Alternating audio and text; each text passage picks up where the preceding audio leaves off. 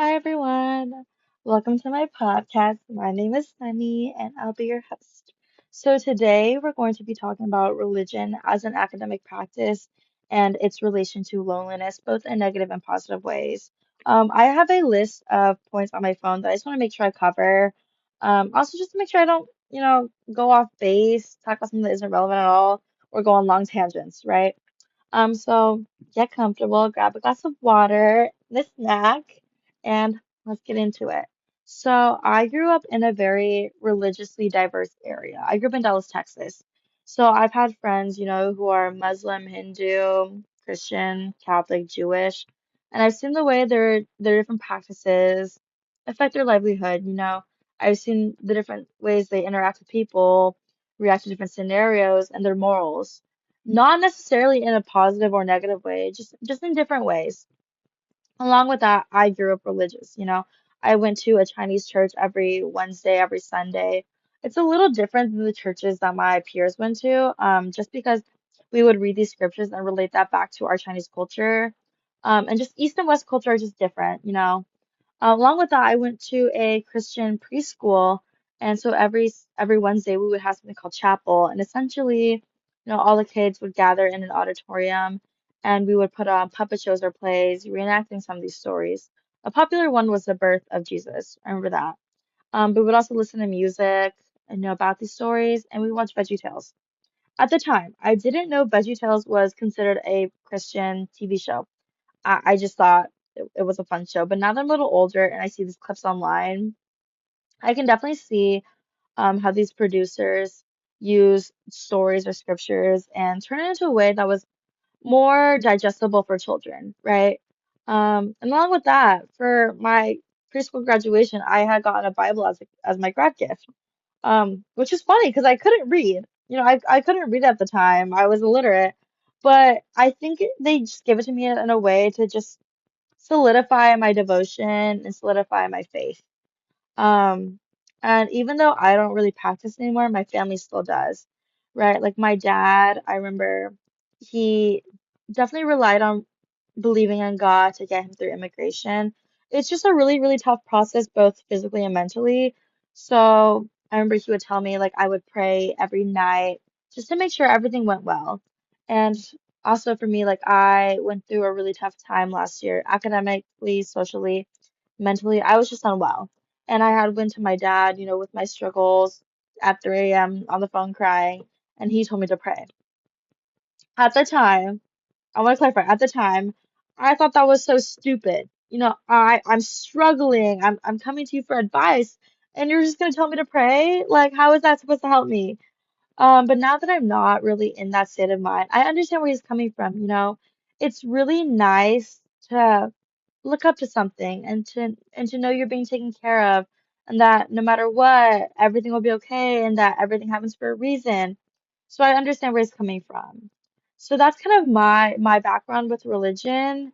And even though I don't practice anymore, it's still something I keep up to date with just because I study political science, right? So I see the way religion plays a big role in both US and world politics. Um, Realistically, religion has always, always, always had its role in politics, especially US politics. Our country was formed on the basis of religious freedom. Our First Amendment is saying you have the right to practice whatever religion you want to. And along with that, like our Bill of Rights was based on the Ten Commandments in the Bible. So it's just undeniable that religion has its role in politics. But the way oops, but the way religion affects politics now is very different. We place an emphasis on different things. It's very nuanced. Like there was a bill proposed recently in my home state, Texas, which basically states that there is a rule to put the Ten Commandments in every public Texas high school or just classroom, maybe not high school, but classroom. And that brings on its own set of arguments, both in favor of and not in favor of. I'm not really going to cover on what I believe in just because that, is a whole different topic that we might cover another time. But I see both, negative and positive sides of it.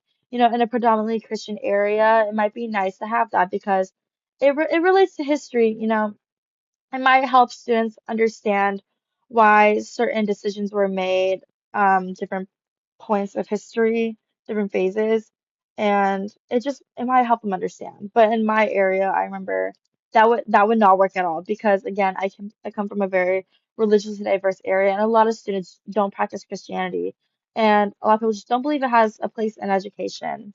So I come from a very biased point of religion. I never really took the time to understand why people study religion and, its place in an academic setting.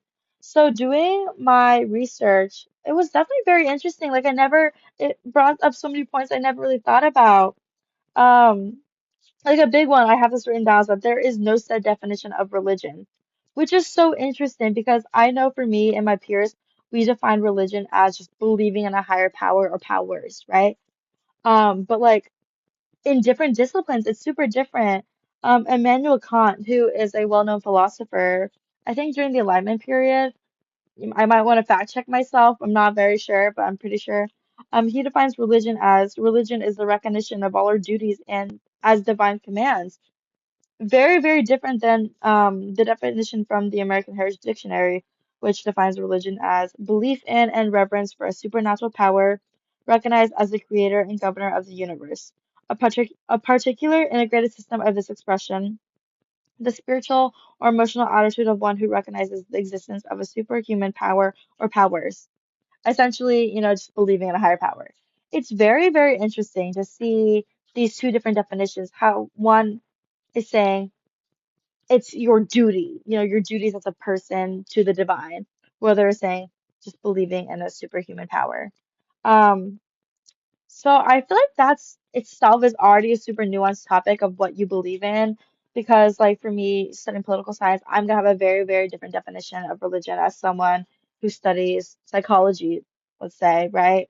Like psychology, they define religion as just the mental processes of believing in a higher power.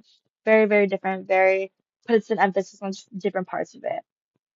Um, so doing my research, I kind of wanted to see how religion affects people in both negative and positive ways, right?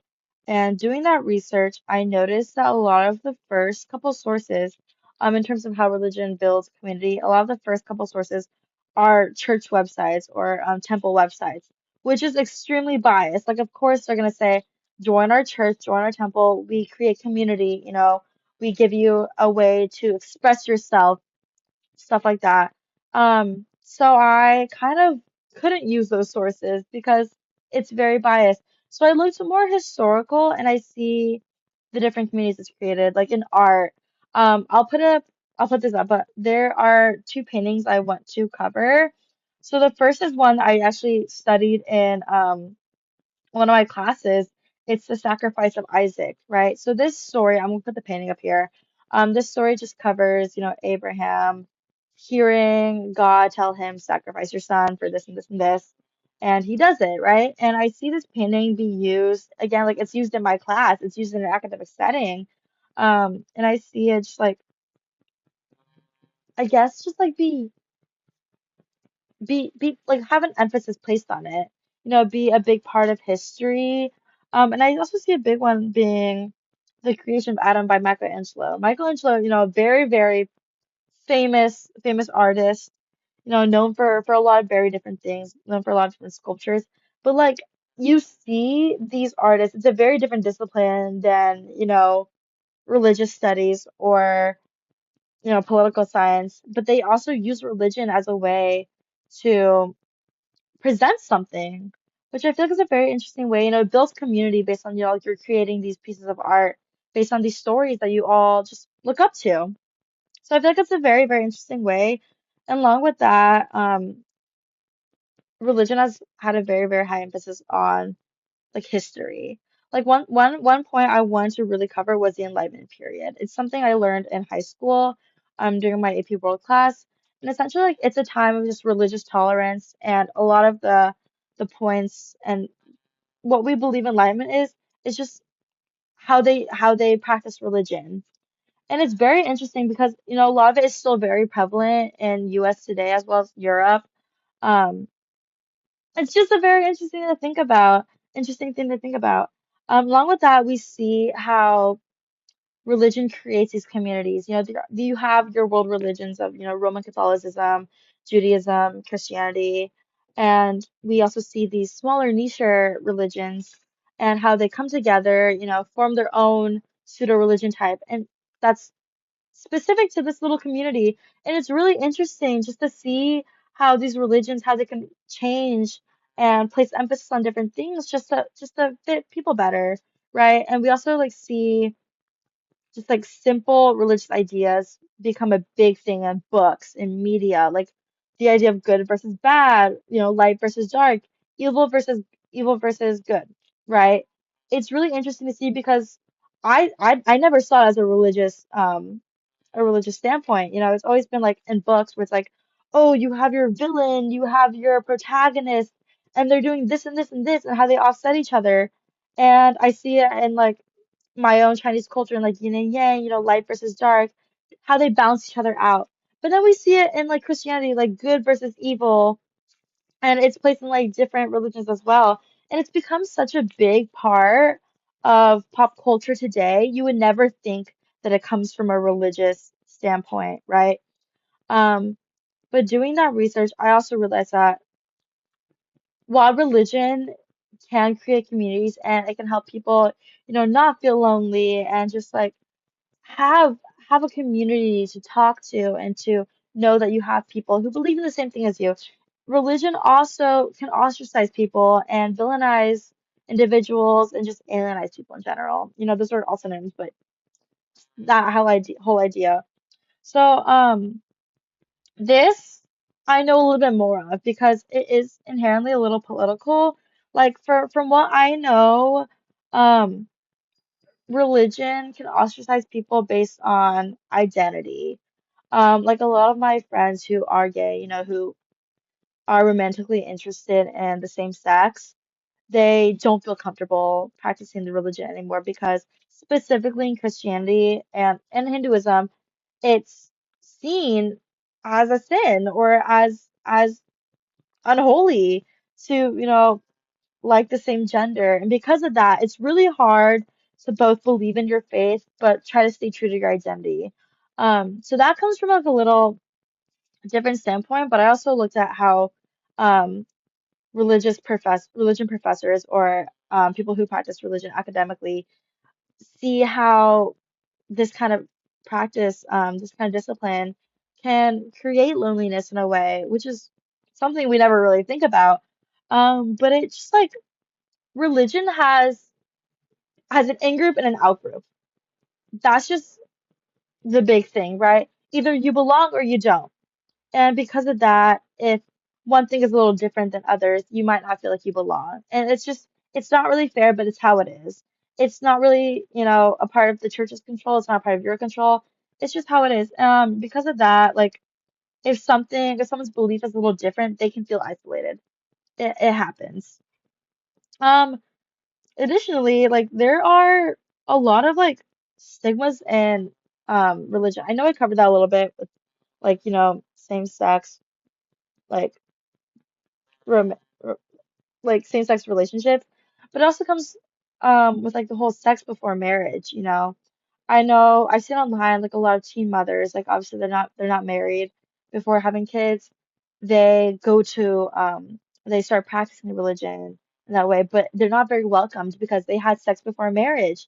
Premarital sex is seen as a sin because you're giving yourself away before you're tied to someone legally and morally.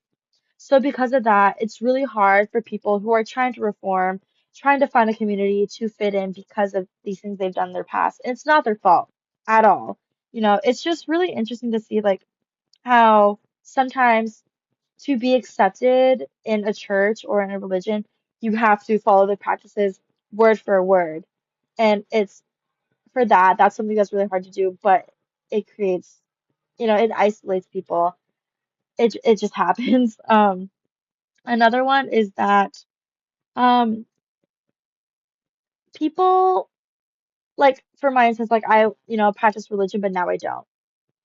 That happens to a lot of people where they believe in something And, upon reflection or research or whatever happens, they no longer want to believe in that, right? And because of that, they no longer have that community. They might have these really, really close friends that they met through this church or, through the temple, and they no longer have these friends because they don't practice this anymore, right? And that's not something we really cover because it it's the whole idea. It's like if they're your friends, they will be with you no matter what. But that's not always the case. If you begin your friendship on the basis of believing in the same thing and you suddenly don't, it's really hard to have that friendship continue. And because of that, you feel lonely. Not having a community to rely on anymore. Even though you're still the same person, you just no longer believe in something. It definitely can feel like it can definitely feel like something abandoned you. You know what I mean? Um. And lastly, it's just expectations of it.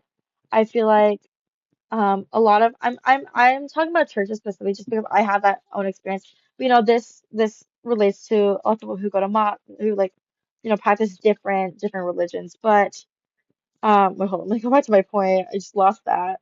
Um But expectations, this goes into the other topics too, but a lot of churches have expectations of how to practice. You pray every morning, every night. During Ramadan, like you pray sunrise, sunset, before every meal. And if you don't follow these, do you really belong? It opens that question up, which is like, yes, like you still believe in the same thing, but you're not following their expectations. And because of that, a lot of people do feel like ostracized because they're like, oh, I'm following like the same idea as you. I believe in the same thing. I just don't want to do this. They're like, oh, but you're not what? Like you're not Christian enough, not Muslim enough, not like Buddhist enough for this, right? And because of that, it's a very nuanced topic um that just like makes people not feel a part of something. So that's kind of, you know, what I covered in a very, very fast-paced way. Like, I can definitely talk about this a little bit more and, give you guys, the articles I used and what I looked at. But it's just really, for me, it's really interesting to see the way that religion can both create a community as well as create loneliness. It's something that's never really touched on. Um, in classes, especially like in my political science class, we focus on power a little bit more than the religious aspect of it. But it's definitely something I still want to research a little bit more because it's just like religion is such a big part of human life. A lot of cultures are based on religion. A lot of rules and expectations, social norms that we have are based on religion. But yeah, I don't really know how to end this, but that's kind of what I covered. Again, I probably can talk about this more if that's something y'all are interested in. But yeah, thank you. And oh my God, I don't really know how to end this, but thank you, and I'll see you next week.